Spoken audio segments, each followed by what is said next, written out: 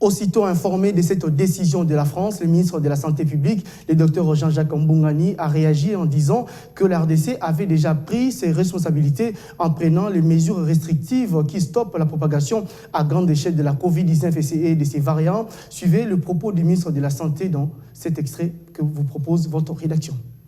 La République démocratique du Congo a pris ses responsabilités en annonçant la troisième vague de la pandémie Covid-19 qui a débuté le 13 mai dans notre pays. Parce que le nombre de cas Covid était en augmentation avec des décès. Raison pour laquelle le gouvernement a pris des mesures pour diminuer fortement la circulation du virus. Ceux qui veulent voyager doivent absolument être détenteurs d'un test PCR Covid négatif valable 72 heures avant le voyage et arriver au pays de destination, ils doivent se soumettre aux exigences du pays indiqué. C'est tout à fait normal.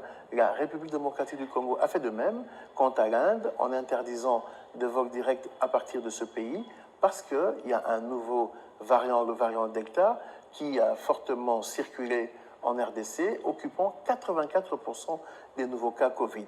Dans notre pays, nous avons pris des mesures pour qu'il y ait des fortes restrictions en termes de circulation du virus.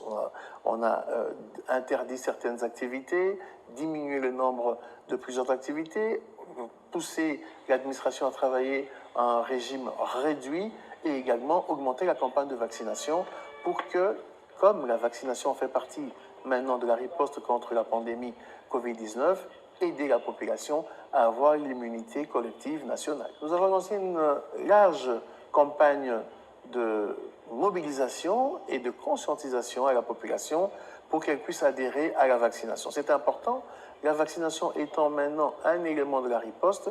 Grâce à la vaccination, on peut permettre à la population de recouvrer une vie normale et surtout de diminuer les cas et les phases graves de cette maladie.